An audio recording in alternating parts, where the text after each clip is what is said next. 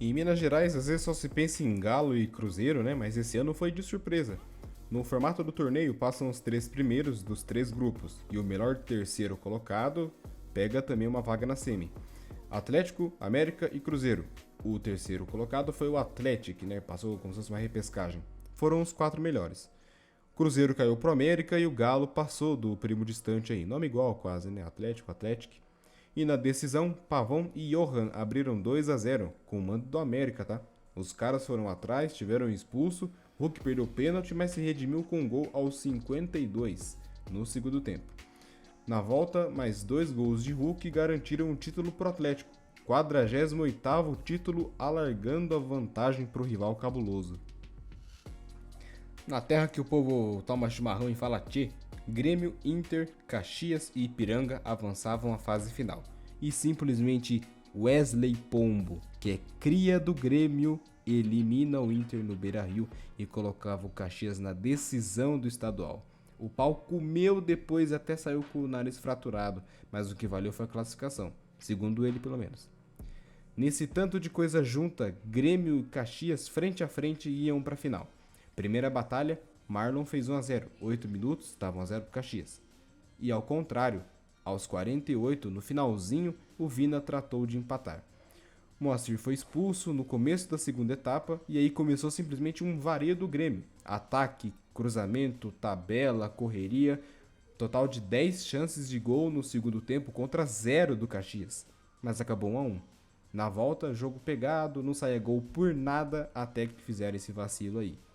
Pênalti no El Pistoleiro Soares e ele não deu chance pro goleiro. 1-0 para não mexer mais no placar. Título gaúcho do Grêmio, o sexto, pasmem, sexto seguido, sem espaço no Rio Grande. Não tem ninguém para tirar o título desses caras. Agora, ano que vem, vamos ver, né? Mas por enquanto quem manda lá é o pessoal de azul. No campeonato acriano, o Rio Branco garantiu a conquista após ficar em primeiro com 13 pontos na segunda fase, tá? Mas não foi tão fácil assim. Na primeira eles ficaram na terceira posição, mas avançaram, pois passam 3 nos 2 grupos. Com 3 vitórias e um empate, a equipe estava empatada com o Maitá, campeão do ano passado, e iriam se enfrentar na última rodada. E no confronto direto, deu Rio Branco, 1-0 na casa do Maitá. Rio Branco campeão do estado do Acre. O vencedor no estado do Alagoas foi o CRB. O Galo fez campanha segura, 19 pontos, invencibilidade e vaga para semifinal, tava tudo certo. Eliminaram o Coruípe nos 2 jogos, né? Tudo certo, legal. E na decisão também, tranquilo. Venceram os 2 jogos contra o Asa de Arapiraca, garantindo assim o título do estado. Até parece fácil, né? Os caras não perderam nada, campeão invicto. Para alegria e tranquilidade do torcedor do CRB, né? Porque o CSA não arrumou nada. Os caras fizeram até que uma campanha segura na Série B, não subiram, não caíram, mas pelo menos conquistaram esse estadual aí, já é uma vantagem. O ano foi de surpresas no estado do Amazonas, hein? Fundado há 3 anos, só há 3 anos, o Amazonas, próprio Amazonas, né? Fez campanha intocável. Foi para as cabeças, despachou Operário e Nacional e foi para a decisão contra o Manauara. Primeiro jogo foi empate, deixando o suspense para o jogo da volta. Com o apoio da torcida, deu Amazonas, 1-0. Primeira conquista estadual da equipe que está praticamente escalando as divisões e vai jogar a Série B do ano que vem. O trem teve um trilho complicado pelos lados da Amapá, hein? Tive que meter essa, não tem jeito. Trem, falar o quê? Primeira fase, segundo lugar, atrás do Independente. Sim, olha isso, que perturbador. Independente, e nome de torcida do São Paulo, com escudo do Palmeiras. Os caras simplesmente erraram um feitiço no estado do Amapá. Na fase decisiva, eliminaram o Ipiranga, enquanto o Independente passou pelo Oratório.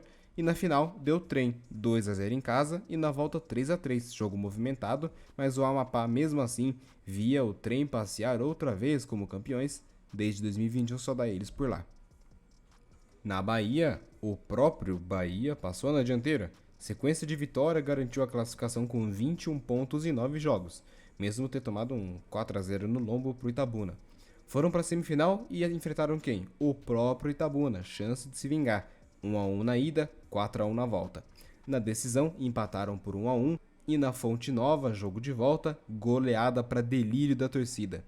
Era mais um triunfo, dessa vez 3-0 contra a Jacuipense, com gols de Everaldo, Cauli e Vitor Jacaré. Time que ainda tinha Renato Paiva no comando, hein? Os caras foram campeões estaduais. Quem diria que meses depois ia ter polêmica e tudo mais e o cara ia sair de forma conturbada. Mas no começo, tava tudo certo.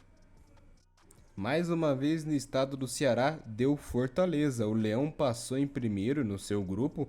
Na semifinal despachou o Ferroviário, garantindo mais um clássico na decisão estadual. Mando do Leão, 2-1. Mando do Ceará, 2-2. Fortaleza era campeão pela 6ª vez consecutiva, igual o Grêmio lá no Sul. Mando no estado desde 2019, fruto das passagens de Ceni e Vojvoda. Na capital brasileira, o Real Brasília passou em primeiro e foi para a final contra o Brasiliense. Primeiro jogo perderam por 3-2 e a virada veio na volta, 1-0 no tempo normal, 2-1 nos pênaltis. Título inédito para a equipe nova. O campeonato não tinha um vencedor inédito desde 2014. Quem levantou a taça na região capixaba foi o Real Noroeste, no que foi um dos torneios mais disputados dos últimos anos. O Real ficou em terceiro, passou no sufoco do Serra, sofreu contra o Porto Vitória e chegou no último estágio contra o Nova Venécia, 0-0 na ida, 3-1 na volta e tricampeonato consecutivo para o Real. Indo para o Centro-Oeste, tivemos uma final com rivalidades acirradas em Goiás, hein? 1 ponto separou Goiás do Atlético, até que os dois se encontraram novamente para decidir o título. Enquanto o Esmeraldino passou por Goiânia e Anápolis, o Atlético avançou sobre Iporá e Aparecidense. No encontro fatal, o lado vermelho venceu 2-0, enquanto na volta, o Verdão buscou o resultado, 3-1. Nos pênaltis, novamente, o Atlético Goianiense tratou de acabar com a festa e garantiu a conquista em pleno solo esmeraldino. No estado do Maranhão, adivinha? Deu o quê? Maranhão. A equipe fez uma campanha regular e avançando até cruzar o caminho do Motoclube. Nos jogos decisivos, equilíbrio, 1-1 nos dois confrontos.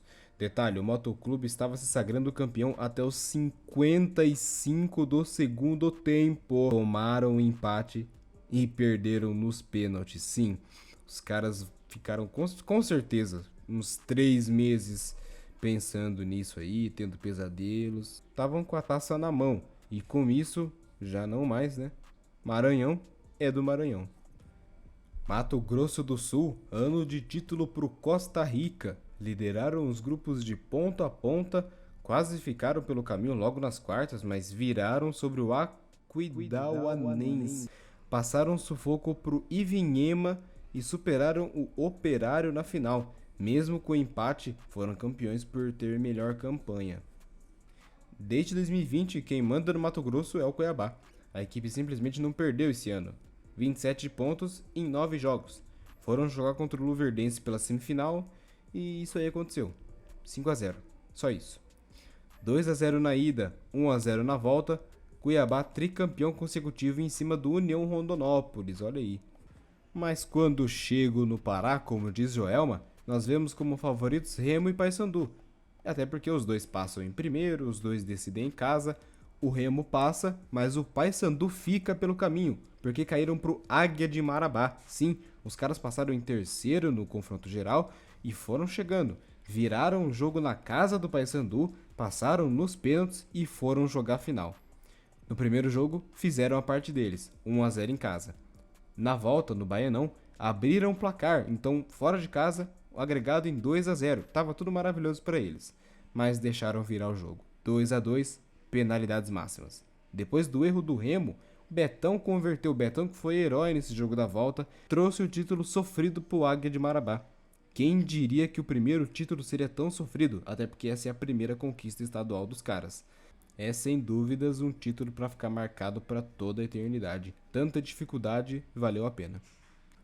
Na Paraíba, Souza e 13 fizeram as melhores campanhas e superaram Botafogo e São Paulo. São Paulo da Paraíba, no caso. E avançaram para os últimos jogos.